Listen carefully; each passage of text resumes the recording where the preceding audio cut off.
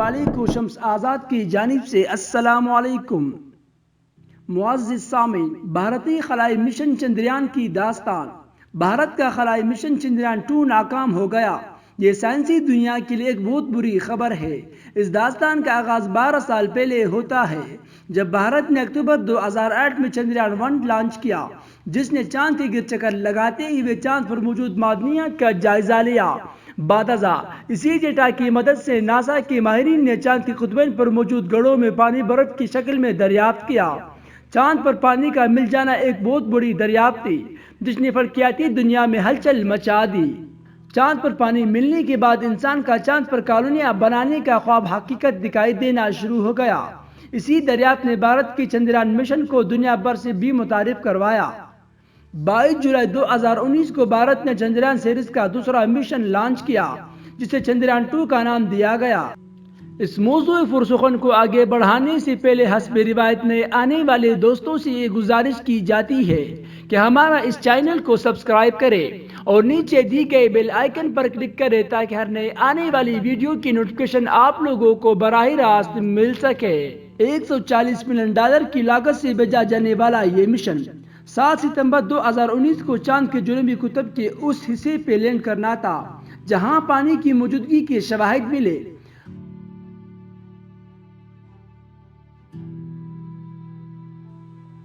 मगर अफसोस, भारत का चंद्रयान 2 नामी खलाई मिशन नाकाम हो गया।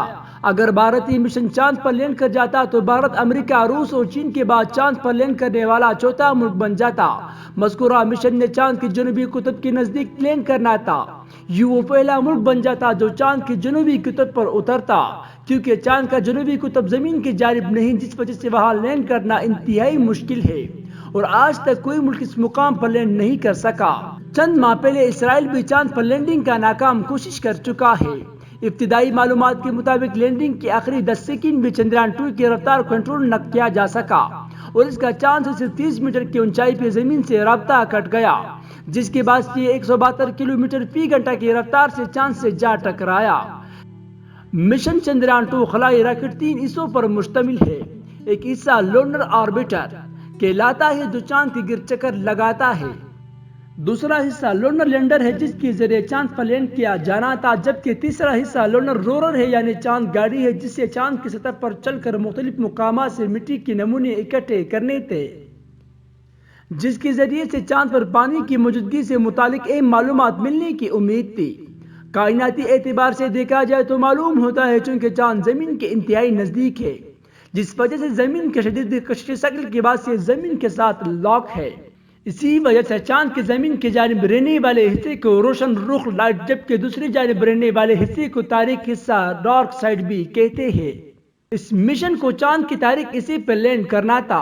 इससे पहले चीन वो वाहिद मुल्क है जो चांद की तारीक हिस्से पर लैंड कर सका। चांद की तारीक हिस्से का रुख जमीन की जानिब नहीं होता, जिस वजह से तारीक हिस्से पर मौजूद खलाई गाड़ी बराह रास्त जमीन की जानिब सिग्नल नहीं भेज पाएगी। इसी खातिर लूनर रोवर डेटा को चांद के गिर चक्कर लगाते भारतीय सैटेलाइट यानी लूनर ऑर्बिटर भेजने की कोशिश की, जिसने बादशाह इस डेटा को जमीन की जानिब नशर कर देना था। मुस्तकबिल में इंसान जब चांद पर कॉलोनियां बनाएगा तो अंदाजा है कि चांद उसी हिस्से पर डेरा डालेगा जहां चंद्रयान 2 तहकीकात की गरज से लैंड करने वाला था। यहाँ ये सवाल उठता है कि 50 साल पहले जब इंसान ने चांद पर कदम रखे तो उस दौरान अपोलो मिशन महज 2 से 3 दिनों में चांद पर पहुंचे जाते थे, तो भारतीय मिशन को चांद पर पहुंचने के लिए 1.5 महीना क्यों लगा? इसका सादा सा जवाब है बचत। अपोलो मिशन इंसानी मिशन थे जिनके लिए सैटर्न 5 रॉकेट इस्तेमाल किया गया, जिसकी रफ्तार तेज तो थी मगर वो ईंधन भी बहुत ज्यादा खाता था। जबकि भारत की जानिब से लॉन्च किया जाने वाला मिशन जमीन की कशी शक्ल को इस्तेमाल करते हुए अपनी रफ्तार बढ़ाता हुआ कम से कम ईंधन इस्तेमाल करते हुए चांद पर पहुंचने की कोशिश की। याद रहे कि इससे पहले 2014 में भारतीय खलाई इदारा Indian space research organisation ISRO मरीख की जानिब मंगलयान नामी मिशन इंतहाई कम खर्च पर भेज चुका है, जो आज भी मरीख के गिर चक्कर लगा रहा है। नासा की जानिब से मरीख की तरफ लॉन्च किए जाने वाले मिशन की लागत $671 मिलियन अमेरिकी डॉलर तक होती है, जबकि भारत ने यही मिशन $74 मिलियन अमेरिकन डॉलर पर लॉन्च किया। लिहाजा भारत इसी बचत पॉलिसी को अपनाते हुए चांद की जानिब गामजन है।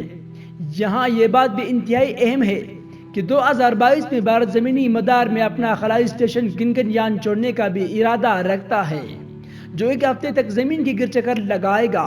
اس میں 3 بھارتی خلانور سوار ہوں گے جو اس دوران کئی سائنسی تجربات انجام دیں گے۔ اس کے علاوہ بھارت کا 2020 میں سورج کی جانب جبکہ 2023 میں سیارہ زہرہ کی جانب ایک غیر انسانی برادر مشن بھیجنے کا ارادہ ہے۔ پاکستانیوں کے لیے یقیناً سوچنے کی مقام ہے کہ ہمارا پڑوسی ملک جس نے ہمارے ساتھ آزادی حاصل کی، وہ پہلے منگلیان، پھر چندریان، اب گگن کے ذریعے خلا کو تسخیر کرنے میں مصروف ہے، جبکہ پاکستان کا قومی خلائی تحقیقی ادارہ سپارگو ابھی تک چین کے تعاون سے اپنے 2 موسمیاتی سیارے ہی خلا میں بھیج چکا ہے۔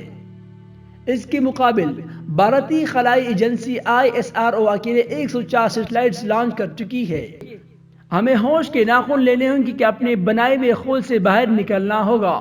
دنیا چاند کے بعد مریخ اور سورج کو تسخیر کرنے کے جانب گامزن ہے، اور ہماری ترجیحات ابھی تک یہی ہے کہ ہمیں اپنے بچوں کو پولیو کی قطرے نہیں پلانے۔ ہمارے تعلیم کا یہ معیار ہے کہ آج ہمارا پڑھا لکھا نوجوان طبقہ بھی مون لینڈنگ یعنی چاند پر انسان کے اترنے کا واقعات کا انکار رکھتا ہے۔